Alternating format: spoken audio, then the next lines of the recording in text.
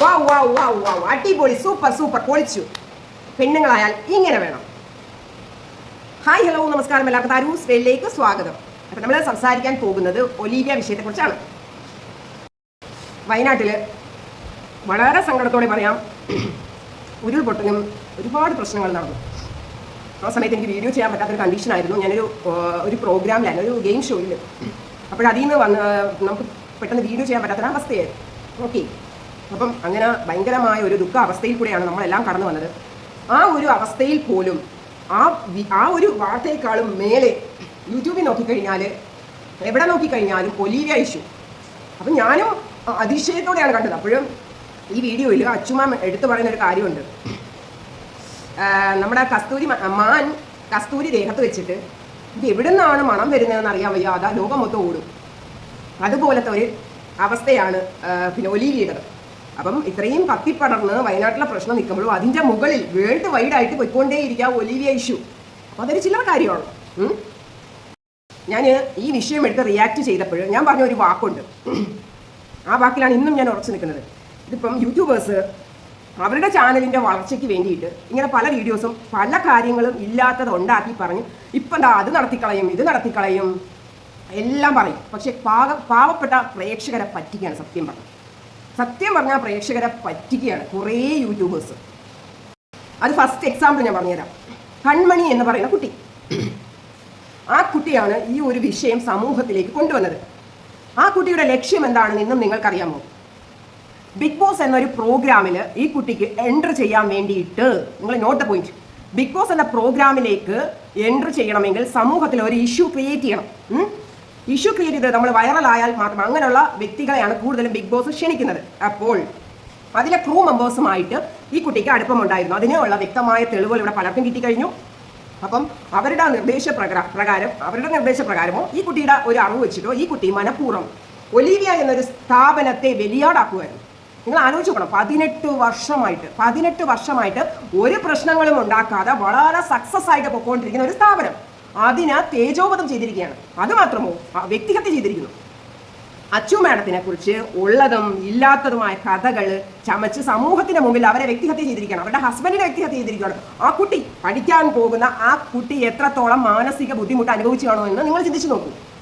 അപ്പൊ കൺമണി എന്ന് പറഞ്ഞാൽ ആ കുട്ടിക്ക് എത്ര അങ്ങേറ്റം പോയി ഒരു 24 വയസ്സോ 25 വയസ്സോ വരുമായിരിക്കും. പക്ഷേ ഈ പ്രായത്തിൽ ഇങ്ങനെയൊക്കെ ക്രൂക്കട്ടായിട്ട് ചിന്തിക്കുന്ന പെൺകുട്ടികൾ എന്ന് പറയുമ്പോൾ നമുക്ക് അതിശയം തോന്നുവാണ്. ഒരു പ്രോഗ്രാമിൽ എൻ്റർ ആവുന്നതിന് വേണ്ടിയിട്ട് ഒരു സ്ഥാപനത്തെ തേച്ചൊട്ടിക്കുക, അത് കണ്ടിട്ട് കുറേ പേര് അതിന് വാലും പിടിച്ചുകൊണ്ട് കുറേ യൂട്യൂബേഴ്സ് ഇപ്പം എന്താ എന്തോ കുറേ കുട്ടികളെ വിളിച്ചുകൊണ്ട് ഇപ്പം എന്താ നീതി മേടിച്ചു കൊടുക്കാമെന്ന് പറഞ്ഞാൽ അതിൻ്റെ ഫ്രണ്ടിൽ പോകുന്നു, ബഹളം വയ്ക്കുന്നു, കൂവുന്നു. ഞാനന്നും പറഞ്ഞു ഇതൊന്നും നടക്കാൻ പോകുന്നില്ല. ഞാൻ ഒരൊറ്റ വാക്കേ പറഞ്ഞു, ഇതൊന്നും നടക്കാൻ പോകുന്നില്ല. കാരണം കേസിൻ്റെ വഴി അതെങ്ങനെ പോകുമെന്ന് നമുക്ക് വളരെ വ്യക്തമായിട്ട് അറിയാം. കുട്ടികൾക്ക് എന്ത് കേസിനെ പറ്റി അറിയാം? വർഷങ്ങളോളം ഇതിൻ്റെ ബാക്കിൽ നടക്കണം. പാവപ്പെട്ട കുട്ടികൾ അവരുടെ നിത്യവൃത്തിക്ക് വേണ്ടിയിട്ട് അവരുടെ കഷ്ടതയിൽ നിന്നുകൊണ്ട് ജോലിക്ക് വന്നതാണ്. ഓക്കെ, ഇതിന് പരാതിയുമായിട്ട് ഇറങ്ങിയ കുട്ടികളെല്ലാം, അതാണ് ഏറ്റവും വലിയ ശ്രദ്ധിക്കേണ്ട കാര്യം.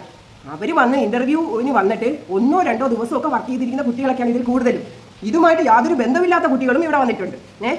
അവർ ഒരു ആരോ കുത്തിത്തൊള്ളി, അതായത് ഒരു പാവയ്ക്ക് കീ കൊടുക്കില്ല അതുപോലെ കൊണ്ടുവന്ന് അവിടെ പ്രദർശിപ്പിച്ചു. കുറച്ച് ദിവസങ്ങളായപ്പോഴേക്ക് ഇവരെ കൊണ്ട് പറ്റുന്നില്ല. അപ്പം ഇവർക്ക് കേസുമായിട്ട് മുന്നോട്ട് പോകാൻ പറ്റുന്നില്ല. അപ്പം ഇവരുമായിട്ട് കോൺടാക്ട് ചെയ്ത് പറയും ഞങ്ങൾക്ക് പരാതിയൊന്നുമില്ല, ഞങ്ങൾ ഇതിനങ്ങ് മാറുക കേട്ടോ എന്ന് ഓരോരുത്തരായിട്ട് വിളിച്ച് പറഞ്ഞപ്പോൾ ഇവരെ എല്ലാം കൊണ്ടുവന്ന ആ യൂട്യൂബേഴ്സാണ് സത്യം പറഞ്ഞാൽ പെട്ടുപോയത്. പിന്നെ അവർക്ക് അടുത്തൊരു സ്റ്റെപ്പ് വയ്ക്കണമെങ്കിൽ ഈ കുട്ടികളില്ല. കുട്ടികൾ പറഞ്ഞാൽ ഞങ്ങൾക്ക് ഇതുമായിട്ട് മുന്നോട്ട് പോകാൻ താല്പര്യമില്ല, ഞങ്ങളുടെ വീട്ടിൽ വഴക്ക് പറയുകയാണ്. ഇതാണ് ഫൈനൽ എന്ന് നേരത്തെ കുട്ടി ഞാൻ ഫസ്റ്റ് വീഡിയോയിലേ പറഞ്ഞിട്ടുണ്ട്. ഇതൊന്നും നടക്കാൻ പോകുന്നില്ല. കാരണം ഒലീവിയ എന്ന് പറയുന്ന സ്ഥാപനം വളർന്ന് പടർന്ന് പന്തലിച്ച് നിൽക്കുന്ന വലിയ ഒരു വൃക്ഷത്തെ പോലെയാണ്. അതിനെ തകർക്കാൻ പെട്ടെന്നൊന്നും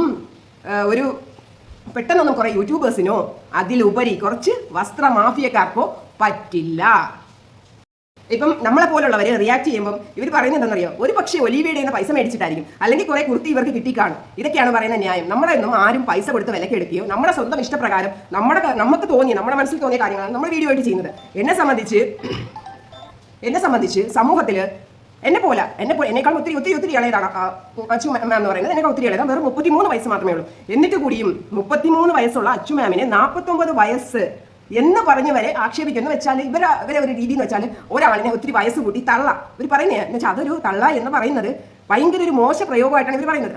അത് തള്ളയാണ്, കുറെ പുട്ടിയും ഇട്ട് കുറെ മേക്കപ്പ് പുട്ടിയും ഇട്ട് ഡാൻസ് കളിക്കുന്നു, അങ്ങനെയാണ് ഇങ്ങനെയാണ്. മറ്റേ സിരിസാന്ന് പറയുന്ന മാമാട്ടിക്കുട്ടി. ഓക്കെ, ഇവർക്ക് എന്തെങ്കിലുമൊക്കെ ഇല്ലാത്ത കുറേ ഗ്യാസ് കയറ്റി ഇവരുടെ വീഡിയോ അങ്ങ് പറത്തി വിടണം, കുറേ പേര് കാണണം, ഇത്രയേ ഉള്ളൂ. അതിനപ്പുറം ഇവർക്ക് വേറെ ഒന്നുമില്ല. ഇപ്പം അടുത്ത ഓരോ വ്യക്തിയുടെ പറയുന്നത് നിള നമ്പ്യാർ, നിമിഷ ബിജോ, ഇങ്ങനെ ഓരോ ദിവസങ്ങൾ കഴിയുന്നതോറും ഇവർ എന്തുമല്ല തേൻ കുടിക്കാൻ വേണ്ടി ഇങ്ങനെ പൂക്കൾ തപ്പി നടക്കില്ല. അതുപോലെ ഇവരിങ്ങനെ പരിധി നടക്കും. അടുത്ത ആരെ അറ്റാക്ക് ചെയ്യുക. ഈ ബലിയാടായവരോ ശക്തരാണെങ്കിൽ ഇവരുടെ അവസ്ഥ എന്തായിരിക്കും ഇവരുടെ അവസ്ഥ?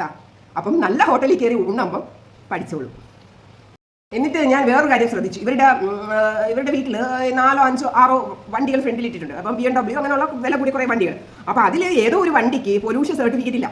ഇപ്പം നമ്മളാണെങ്കിൽ പോലും പലപ്പോഴും ഡേറ്റ് നമ്മൾ ഇങ്ങനെ കറക്റ്റ് നോക്കി വെക്കത്തില്ല. പല കാര്യങ്ങളും ശ്രദ്ധിക്കുമ്പോൾ നമ്മൾ നോക്കത്തില്ല. ഇപ്പോൾ ഒരു വണ്ടി യൂസ് ചെയ്യുന്നെങ്കിൽ എങ്കിൽ പോലും നമ്മൾ ശ്രദ്ധിക്കാറില്ല. അപ്പം ഒരുപാട് വണ്ടിയുള്ളവർ ശ്രദ്ധിക്കും. അപ്പം ഇതൊക്കെ എടുത്തു വെച്ചിട്ടാണ് അവരുടെ വണ്ടിക്ക് പോലും സർട്ടിഫിക്കറ്റ് ഇല്ല കേട്ടോ. ഇവരെല്ലാം നിയമലംഘനത്തിലാണ് ഇവർ.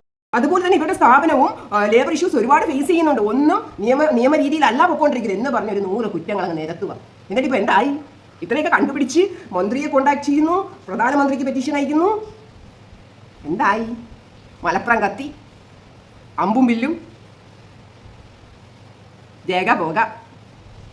ഇവരുടെ എല്ലാം അന്തിമ ലക്ഷ്യം എന്ന് പറയുന്നത് അച്ചുമാമിനെ കൊണ്ട് സമൂഹത്തിൽ മാപ്പ് പറയിക്കാം. ഇതായിരുന്നു ഇവരുടെ ലക്ഷ്യം. പക്ഷേ അവർക്ക് നിയമത്തെക്കുറിച്ച് നല്ല രീതിയിൽ അറിയാവുന്നത് കൊണ്ട് അവർ സൈലന്റ് ആയിട്ടിരുന്നു. അവർ പേടിച്ചിട്ടൊന്നുമല്ല, അവർ സൈലന്റ് ആയിട്ടിരുന്നു. അവർക്ക് എല്ലാ വശങ്ങളും അറിയാം. കാരണം ഇന്നും ഇന്നലെയും തുടങ്ങിയതല്ല. അപ്പം ഒരു സ്ഥാപനം 18 വർഷം വിജയകരമായി നടത്തിക്കൊണ്ട് പോകണമെങ്കിൽ അത്യാവശ്യം ബുദ്ധിയൊക്കെ ഉണ്ടാവും അല്ലേ? നിങ്ങൾ വന്നിട്ട് കുറെ കമ്മ്യൂണിറ്റി പോസ്റ്റ് ഇട്ട് വരട്ടുമ്പോൾ പാവപ്പെട്ട കുറെ യൂട്യൂബേഴ്സിന്റെ ഇടയിലൊക്കെ ഇത് നടക്കും, പേടിച്ചു പോകും. കുറെ ഇൻഡാസ് കാണിക്കുമ്പോൾ പേടിച്ചു പോകും. പക്ഷേ ഇവരൊന്നും അങ്ങനെ പേടിക്കാൻ പോകുന്നില്ല. നിങ്ങൾ കുറെ കുട്ടികളെയും വിളിച്ചുകൊണ്ട് പോയി അവിടെ പോയി ജയ് വിളിക്കുമ്പോഴും ഒന്നും അവർ പ്രതികരിക്കാത്തത് അവർക്ക് വ്യക്തമായി നിയമം എന്താണെന്ന് അറിയാം. എന്നോട് പലരും ചോദിച്ചു, ഇത്രയും യൂട്യൂബേഴ്സ് ചേർന്ന് ഒലീവിയെ ആക്രമിച്ചപ്പോഴും താര എന്തുകൊണ്ട് ഇതിനെ സപ്പോർട്ട് ചെയ്ത് വീഡിയോ ഇട്ട് എന്ന് ചോദിച്ചപ്പോൾ ഞാൻ ഏത് കാര്യം ചെയ്യുമ്പോഴും ഞാനത് 100 വട്ടം അതിനെക്കുറിച്ച് സെർച്ച് ചെയ്തിട്ടേ ഞാൻ ചെയ്യാറുള്ളൂ. എൻ്റെ അന്വേഷണത്തിൽ എനിക്ക് കിട്ടിയ കുറേ കാര്യങ്ങൾ ഞാനൊരു കാര്യം ചോദിച്ചോട്ടെ. നിങ്ങളൊക്കെ ഇത്രയും കൂട്ടമായിട്ട് അറ്റാക്ക് ചെയ്യുന്നു. നിങ്ങൾക്ക് ഒരു കുട്ടിക്ക് ജോലി കൊടുക്കാനുള്ള കപ്പാസിറ്റി ഉണ്ടോ? അവിടെ എത്ര ഫാമിലി അവരെ ആശ്രയിച്ച് ജീവിക്കുന്നുണ്ടെന്നറിയാമോ? അതൊരു നിസ്സാര കാര്യമാണ്. അപ്പോഴും അവിടെ കുറ്റപ്പെടുത്തൽ. എന്തുകൊണ്ട് പേരൻസിനെ വിസിറ്റ് ചെയ്യിക്കാൻ സമ്മതിക്കുന്നില്ല? അവിടെയും നിങ്ങൾ സംശയത്തിൻ്റെ ദൃഷ്ടിയിലാണ് കാണുന്നത്. അതിനും എക്സ്പ്ലനേഷൻ തന്നിരുന്നു. കാരണം അവിടെ ജോയിൻ ചെയ്യുന്ന പല കുട്ടികളും ആദ്യ സമയത്തിന് പേരൻസ് എന്ന് പറഞ്ഞ് പലരെയും കൊണ്ടുവന്ന് പരിചയപ്പെടുത്തും. 3-ാമത്തെ ദിവസം കഴിയുമ്പോൾ വീണ്ടും ആളിനെ മാറ്റും. ഇത് മൊത്തം നോക്കിക്കൊണ്ടിരിക്കുക എന്ന് പറഞ്ഞാൽ കളിച്ച കാര്യമാണ്. ഇത് തലവേദന കേസാണല്ലോ. 25, 26 വയസ്സ് പ്രായമുള്ള കുട്ടികളാണ്. അപ്പോൾ ഒരു പേരുദോഷം വരാൻ നിമിഷങ്ങൾ മതി. പല പെൺകുട്ടികളെ അക്കോമഡേറ്റ് ചെയ്യുമ്പോൾ ഒരു പ്രശ്നവുമില്ലാതെ മുന്നോട്ട് ആ സ്ഥാപനം കൊണ്ടുപോകണമെങ്കിൽ അവർ എത്രത്തോളം എഫേർട്ട് ഇട്ട് കാണും, ആ പിള്ളേർക്ക് എത്ര സേഫ്റ്റി കൊടുത്തു കാണും. ഇതൊന്നും ഒരു നിസ്സാര കാര്യമല്ല. ഇതൊക്കെ ഞാൻ പല രീതിയിൽ തിരക്കിയിട്ടാണ് ഞാൻ അവർക്ക് സപ്പോർട്ട് കൊടുത്തത്. അവരത്രത്തോളം എഫേർട്ട് ഇടുന്ന ഒരു സ്ത്രീയാണ് എന്ന് മനസ്സിലാക്കിയിട്ടാണ് ഞാൻ അവർക്ക് സപ്പോർട്ട് കൊടുത്തത്. അവർ അനുഭവിക്കുന്ന മാനസിക വിഷമം മനസ്സിലാക്കിയിട്ടാണ് അവർക്ക് അത്രയും സപ്പോർട്ട് കൊടുത്തത്. ഇന്നും എന്നും എൻ്റെ സപ്പോർട്ട് അവർക്കൊപ്പം തന്നെയായിരിക്കും. അതിലൊരു മാറ്റവുമില്ല. ഓക്കെ, ഇത്രയും നേരം ക്ഷമയോടെ എന്നെ കേട്ടുകൊണ്ടിരുന്ന എൻ്റെ പ്രിയപ്പെട്ട പ്രേക്ഷകർക്ക് thank you so much. Tata, love you.